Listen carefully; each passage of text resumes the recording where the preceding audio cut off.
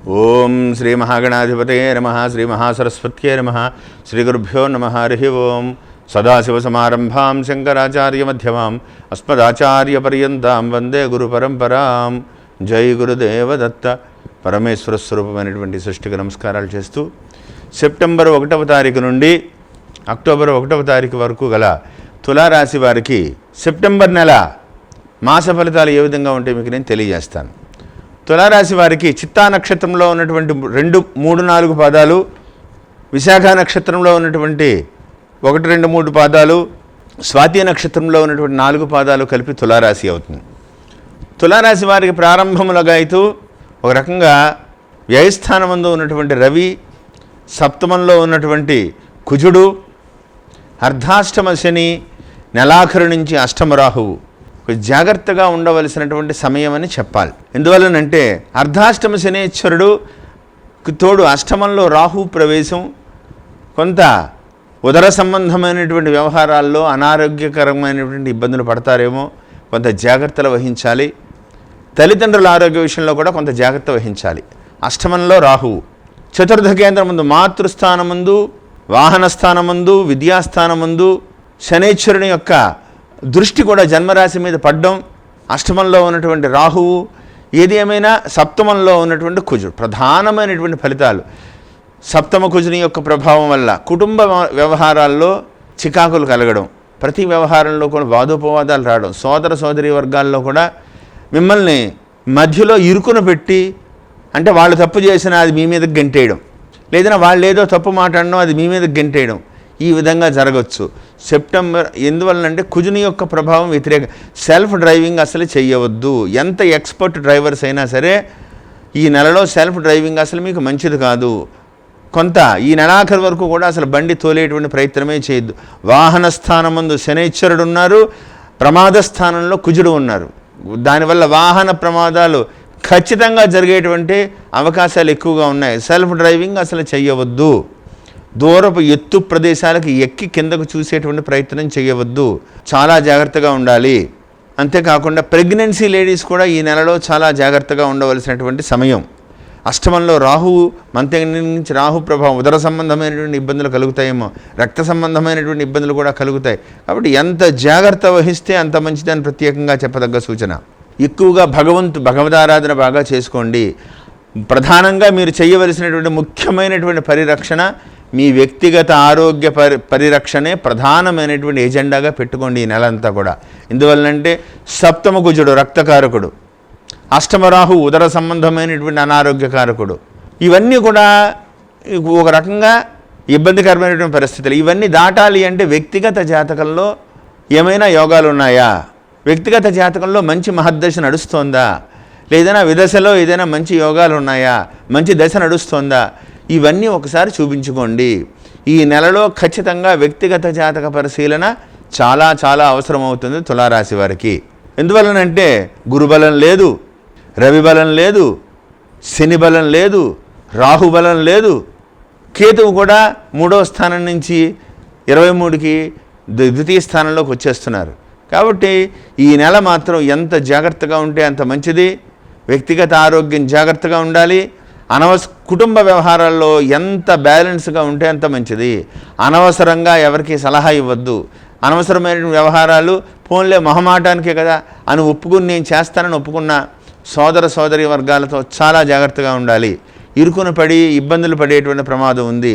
మీ యొక్క మంచితనాన్ని వాళ్ళు వక్రీకరించి తప్పుదోవలోకి తీసుకెళ్లేటువంటి ప్రమాదం కనబడుతోంది.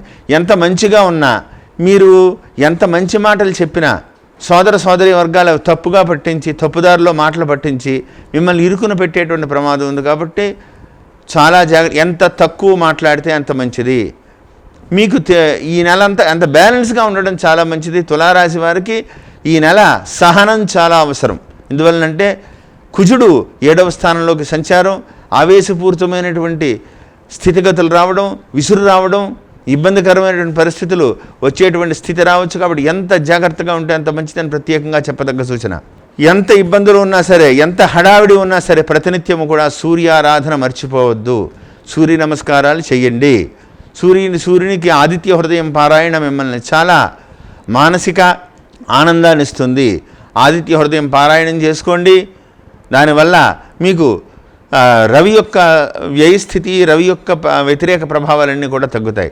ఒక మంగళవారం రోజున మీకు దగ్గరలో ఉన్నటువంటి సుబ్రహ్మణ్యేశ్వర స్వామి ఆలయానికి వెళ్ళి పంచామృతాలతో సుబ్రహ్మణ్యేశ్వర స్వామికి అభిషేకం చేయించుకోండి. సర్పసూక్తంతో అభిషేకం చేయించుకోండి. స్వామివారికి పులగం, బియ్యం, పెసరపప్పు, బియ్యం, బెల్లం ముక్క స్వామివారికి మహానివేదనకి ఇవ్వండి. మంగళవారం రోజున బ్రాహ్మణులకి కందిపప్పును దానం ఇవ్వండి. ఎర్రటి వస్త్రాన్ని దానం ఇవ్వండి.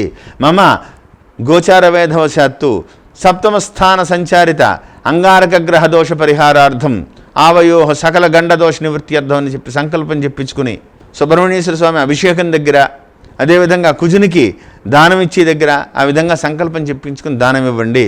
వ్యక్తిగత ఆరోగ్య పరిరక్షణే ప్రధాన ఎజెండాగా పెట్టుకోండి. ఏమాత్రం అశ్రద్ధ చేయవద్దని ప్రత్యేకంగా చెప్పదగ్గ సూచన. కీళ్ల నొప్పులు, ఎముకలకు సంబంధమైనటువంటి, కుజుడు అంటే రక్తకారకుడు, కీళ్లకు సంబంధమైనటువంటి నొప్పులు రావచ్చు, ఎముకలకు సంబంధమైనటువంటి నొప్పులు రావచ్చు, ఏదైనా జారి కాళ్ళు బెనుకు పట్టవచ్చు, ఏవైనా జరగవచ్చు. ఇవన్నీ కూడా ఒకంత ఇబ్బందికరమైనటువంటి పరిస్థితిని కలగజేసేలా ఉన్నాయి. కాబట్టి అన్నిసార్లు చెప్తున్నాను, జాగ్రత్త వహించాలి అని ప్రత్యేకంగా చెప్పదగ్గ సూచన. ఈ రాశిలో జన్మించిన స్త్రీలు అయితే చాలా జాగ్రత్తగా ఉండాలి. ఉదర సంబంధమైనటువంటి వ్యవహారాలు, అనారోగ్యాలు కలిగేటువంటి అవకాశం ఉంది. సప్తమ కుజుని వల్ల ఏదైనా చిన్న చిన్న ఇబ్బందులు కలిగేటువంటి అవకాశం ఉంది. కాబట్టి చాలా జాగ్రత్తగా ఉండండి. ఏమాత్రం అశ్రద్ధ చేయవద్దు. ఆరోగ్యం పరిరక్షించుకోండి. ఈ రాశిలో జన్మించినటువంటి సినిమా రంగంలో ఉన్న వాళ్ళకి మాత్రం ఇంకా నడుస్తుంది, కానీ ఇంకా అంత యోగదాయకంగా లేదు. ఎందుకంటే శుక్రబలం, గురుబలం రావాలి. సినిమా రంగంలో యోగించాలి అంటే శని బలం కూడా రావాలి. కాబట్టి ఒక రకంగా సామాన్యంగా ఉండేటువంటి సమయం. ప్రొడక్షన్ రంగంలో ఉన్న వాళ్ళైతే చాలా జాగ్రత్తగా ఉండాలి. రాజకీయ రంగంలో ఉండేవాళ్ళు మాత్రం మాట తూలి, నోట్లోంచి గబుక్కుని మాట విసిరి, మాట తూలి ఇబ్బందులు కొన్ని పొరపాటున మీద పడేటువంటి అవకాశం కనబడుతోంది.